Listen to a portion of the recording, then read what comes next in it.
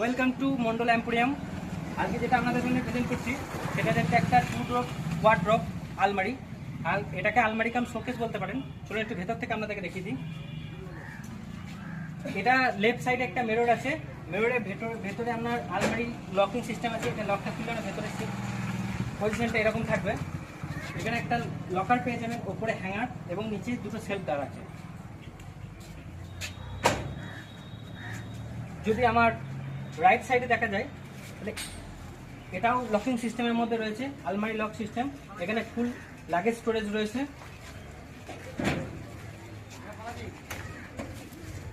ভেতরেও আপনার একটা স্টোরেজের জায়গা রয়েছে। নিচের দিকে যদি এখানে লক্ষ্য করেন, এখানে একটা বড় একটা পেজ স্টোরেজ রয়েছে, দুটো স্লাইডিং রয়েছে। এই শোকেসটা আপনার কাছে মোটামুটি